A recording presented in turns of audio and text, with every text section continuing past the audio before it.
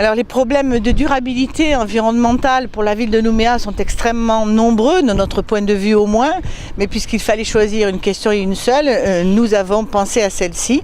Si demain vous êtes élu maire de la ville de Nouméa, accorderez-vous un permis de construire à une centrale exclusivement au charbon sur le site de Doniambo en remplacement donc de la centrale à fioul obsolète de la SLN? Alors c'est vrai que tout le monde parle de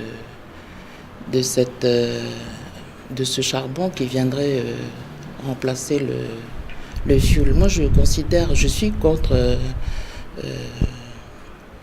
continuer à exploiter la SLN avec du charbon dans la mesure où les émanations vont certainement diminuer, mais néanmoins, on est dans une ville qui grandit et donc cela fait des générations et des générations que la population nouméenne supporte les émanations de la SLN. Donc même si l'installation est obsolète, je peux aussi noter que depuis des générations, la SLN a procuré du travail à un certain nombre de nos familles. Donc c'est un sujet difficile, c'est un sujet sur lequel naturellement le groupe que je conduis devra consulter la population nouméenne parce que c'est trop important.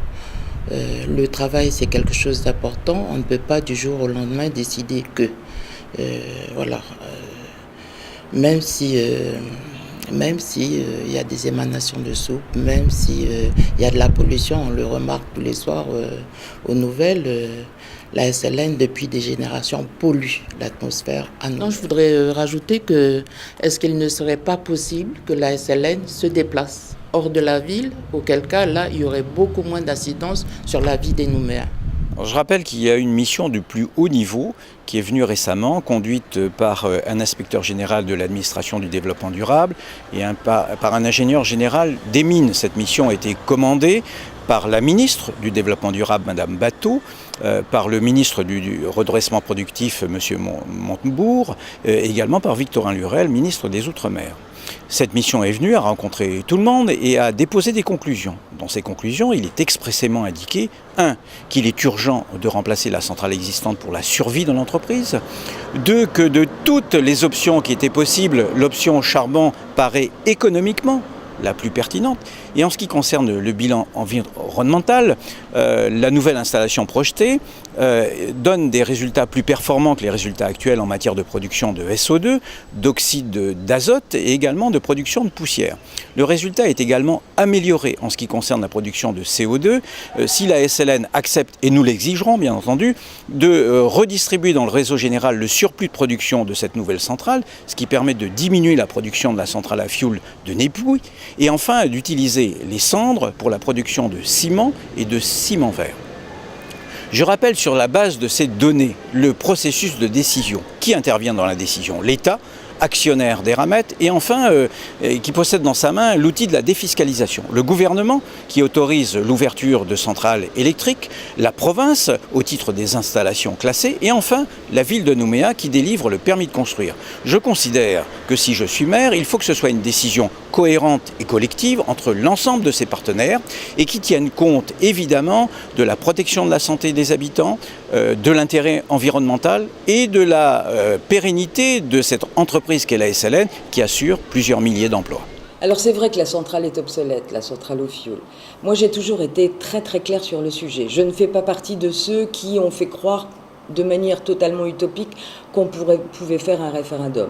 J'ai été pragmatique, j'ai demandé un débat démocratique au sein du conseil municipal, nous avons entendu la SLN, nous avons entendu les associations, j'ai interpellé l'État en avril 2013 et à la suite de cette interpellation de l'État à l'Assemblée nationale, nous avons eu une mission d'experts qui a conclu qu'il fallait effectivement construire une centrale à charbon, mais au-delà de ça, ils ont mis un certain nombre de contraintes sur l'industriel.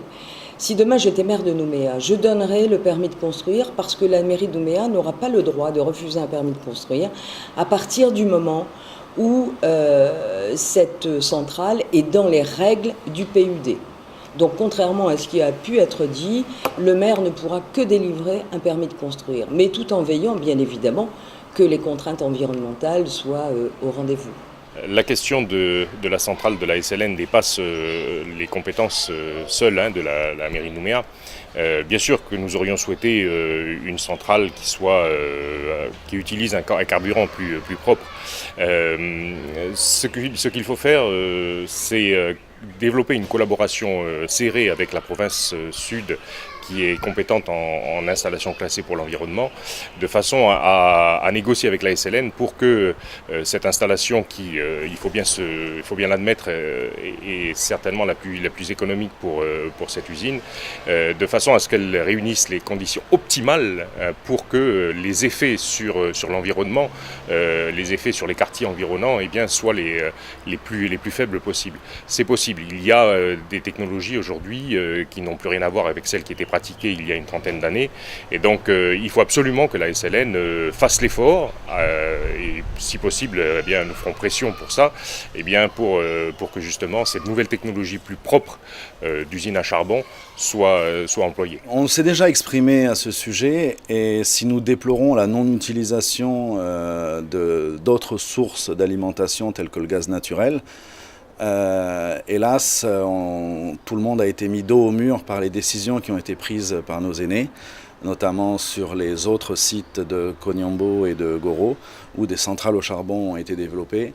Donc je ne pense pas, hélas, que nous pourrons refuser la centrale au charbon de la SLN. Par contre, nous pouvons exiger de la SLN, de par la municipalité, des contrôles anti-pollution et des réductions au maximum des émissions de CO2, le développement de parcs boisés autour de la SLN pour compenser quelque part en partie ces émissions de CO2, et après encourager la SLN à investir dans un fonds qui permettrait le développement d'une université de l'énergie en Calédonie pour justement permettre aux Calédoniens de découvrir et de développer les énergies renouvelables.